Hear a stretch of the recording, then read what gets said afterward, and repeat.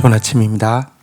데살로니가 후서 2장 1절에서 5절 말씀 보겠습니다. 1절 형제들아 우리가 너희에게 구하는 것은 우리 주 예수 그리스도의 강림하심과 우리가 그 앞에 모임에 관하여 2절 영어로나 또는 말로나 또는 우리에게서 받았다 하는 편지로나 주의 날이 이르렀다고 해서 쉽게 마음이 흔들리거나 두려워하지 말아야 한다는 것이라.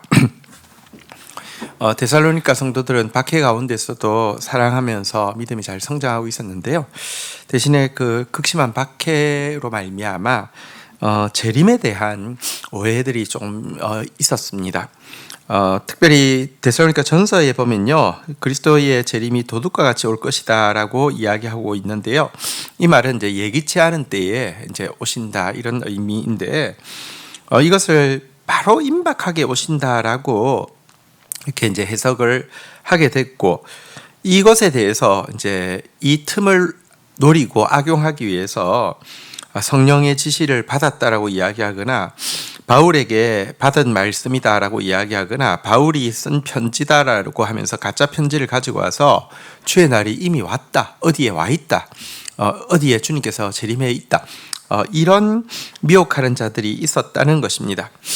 그래서 바울은 먼저 신자들에게, 하나님을 믿는 신자들은 마음이 쉽게 흔들리거나 마음에 두려워해서는 안 된다라고 이야기하고 있습니다. 그것이 진짜 진리라고 하면, 여러분, 우리가 가지고 있는 이 진리에 부합된 어떤 진리의 사실이라고 하면 하나님의 사람에게 어떤 막 요동을 주거나 두려움을 주는 것이 아니라 확신과 담대함을 주는 것이어야 그것이 진리에 부합하다는 것을 알 수 있기 때문입니다. 때때로 우리에게 어떤 이렇게 하나님의 말씀처럼 이야기하는 것이 우리로 하여금 막 너무 심하게 요동하게 하거나 우리를 막 두려워 떨게 하는 것이 있다고 하면, 그것이요 진짜 진리에서 내가 벗어나 있기 때문에 요동시키거나 떨게 하는 것은 좋은 일이지만, 내가 바른 진리 위에 서 있는데, 마치 데살로니가 교회 성도들처럼 서로 사랑하고 믿음과 인내로 서 있는데 이들의 믿음을 막 요동시키고 두렵게 한다? 그것은 바른 진리가 아닐 확률이 훨씬 높다는 사실을 분별해야 하는 것입니다. 성경은 일관되게 우리에게 이야기합니다. 하나님이 주시는 마음은 두려워하는 마음이 아니요 오직 능력과 사랑과 절제하는 마음이다, 이렇게 이야기하고 있습니다.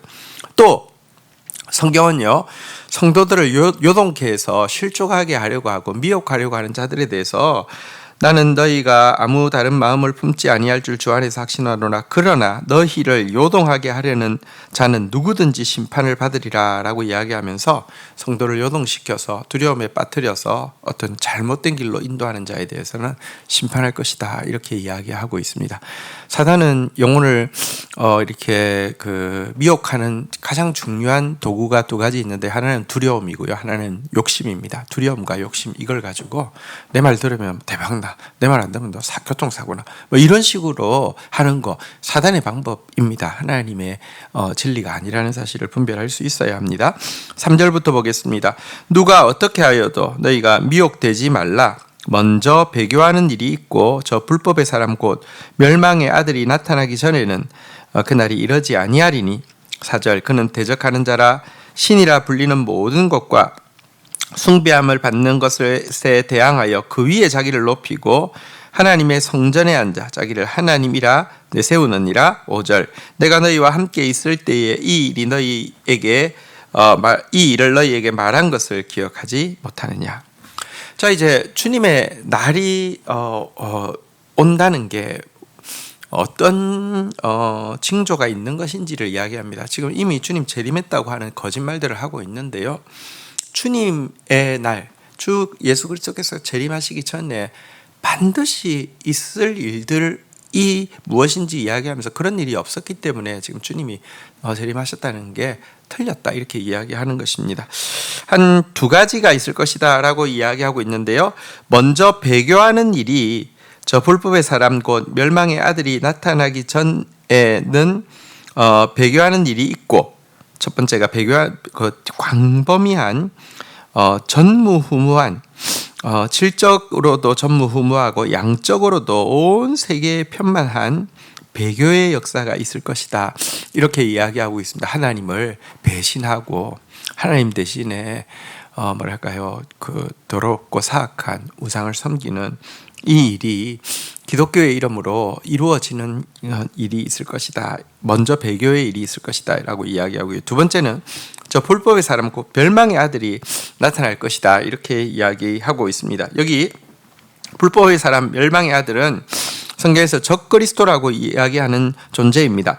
사단의 조종을 받는, 사단 자체는 아니지만 거의 사단의 화신과 같은 적그리스도가 노골적으로 자신의 모습을 드러내는 것이 예수님의 재림 전에 있을 일이다라고 성경은 계속 이야기하고 있습니다. 그가 하는 일은 무엇이냐고 하면요, 신들이라고 불리우는 세상의 모든 종교를 통합하고 그 위에 자기를 높이고 예루살렘 성전에 앉아 자기 자신을 하나님이라고 주장하는 것을 통하여서 그가 적그리스도인 것을 알 수 있다라고 이야기하고 있는데요. 그에게 두 이름이 붙어 있습니다. 불법의 사람, 멸망의 아들. 불법의 사람이란 적그리스도의 성격을 잘 보여줍니다.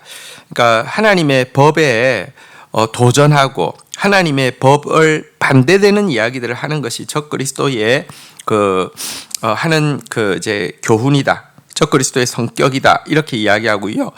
적그리스도에 대해서 멸망의 아들이라고 이야기하는 것은 사람들을 멸망시킨다 이런 뜻도 있지만 그리스도의 심판에 의해서 반드시 멸망되어질 것이다.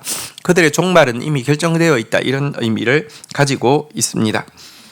바울은 사실 이와 같은 예수 그리스도의 재림 전에 있을 징조들에 대해서도 이미 이야기했다라고 하면서 기억하라라고 하고 있습니다. 사실 오늘날 많은 이단들이 득세하고 있는데요. 이단에 빠지지 않는 가장 확실한 방법은 성경의 가르침에 유념하는 것입니다. 성경에 보면 진리에 대해서 정확하게 이야기하고 있고 거짓에 대해서도 정확하게 경계하고 있음을 보게 됩니다.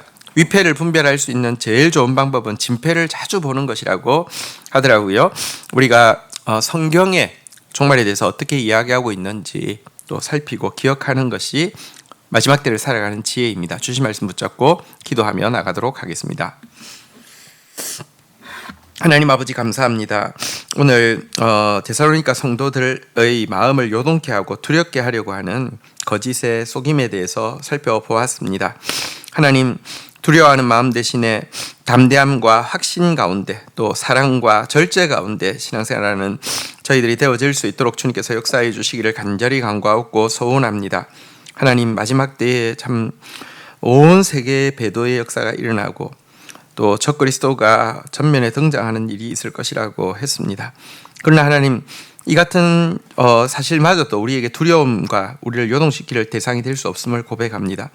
왜냐하면 그들의 멸망은 이미 결정되어 있기 때문에 그렇습니다. 우리가 진리 안에서 거짓을 분별할 뿐만 아니라 진리 안에 있는 승리의 확신 가지고 사는 저희들 되게 인도하여 주시옵소서. 예수 그리스도의 이름으로 기도 올립니다. 아멘.